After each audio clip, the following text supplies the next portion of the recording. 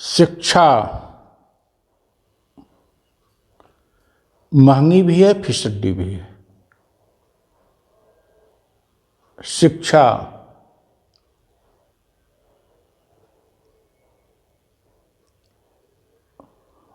मूल्य रहित भी है और मर्यादाहीन भी है।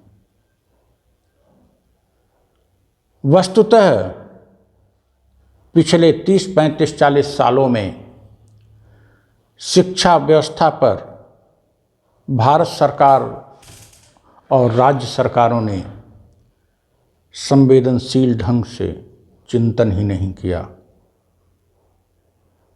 केवल खाना पूर्ति हो रही है। कहते हैं कि मुफ्त शिक्षा जहाँ है पढ़ाई नहीं हो रही है। गार्जियन या तो अपने दुर्भाग्य को कोसे और अपने बच्चे को भी स्कूल जाने से वंचित कर दे, या जिन सरकारी विद्यालयों में जो शिक्षा हो रही है वह न के बराबर है, अशिक्षित मान ले, या फिर प्राइवेट विद्यालयों में भेजे। प्राइवेट विद्यालयों में दिखावटी शिक्षा तो है, फीस ज़्यादा है। एक किसान, एक मजदूर, एक छोटा व्यवसायी अपने बच्चे को सिर्फ इसलिए कि उसका बच्चा भी शिक्षित हो जाए, अपना पसीने की कमाई से प्राइवेट विद्यालय में भेज रहा है। वहाँ न तो पढ़ाने वाले योग्य हैं, न तो वहाँ कोई व्यवस्था है। फीस का चार्ट लंबा है, खाका लंबा है, दिखावा ज़्यादा है। और यही नहीं, फीस के लिए बच्चे को, जो किशोर है, जो बालक है, जो सुकुमार है, उसको अपमानित किया जाता है। बच्चे को ही नहीं, बच्चे को होमवर्क दे दिया। होमवर्क बच्चा क्या करेगा, गार्जियन करे, या फिर उन्हीं टीचर को फिर ट्यूशन दे, प्राइवेट स्कूल में भी पढ़ावे और फिर ट्यूशन भी दे, और न कर पावे तो गार्जियन को कोसे कि तुम्हारे गार्जियन माता पिता बेवकूफ़ हैं। और जब गार्जियन विद्यालय में जाए तो उसको भी बच्चे के सामने अपमानित करे कि फीस नहीं दिया। यह हमारे बालकों के साथ, हमारे किशोरों के साथ, हमारे गरीबों के साथ एक साथ अन्याय है। सरकार असंवेदनशील है, निकम्मी है शिक्षा के मामले में, और शिक्षा देने वाले प्राइवेट सेक्टर के लोग सोशल वर्कर के नाम पर व्यवसायी बन गए हैं। व्यवसायी ही क्या, शोषक बन गए हैं।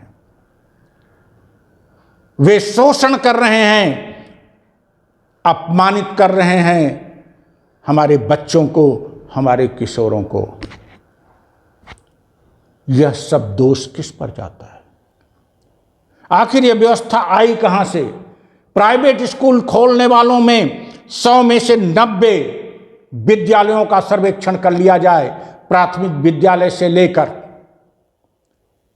डिग्री कॉलेज तक, शायद ही कोई शिक्षक, शायद 5% शिक्षक वहाँ योग्य मिलेंगे, पढ़ाने योग्य मिलेंगे, और शायद 5% शिक्षक को ही समुचित वेतन मिलता होगा। बिल्डिंगें खड़ी हैं, फाइलें बनी हैं, डीआईएस ऑफिस के चक्कर लग रहे हैं, शिक्षा अधिकारियों के चक्कर लग रहे हैं, उनकी जेब गर्म की जा रही है, शिक्षण संस्थान चल रहे हैं, नंबर दे के पास कर दिया जा रहा है, फीस ली जा रही है। अपमान का घूंट हमारे बच्चों को, हमारे गार्जियन को पीना पड़ रहा है।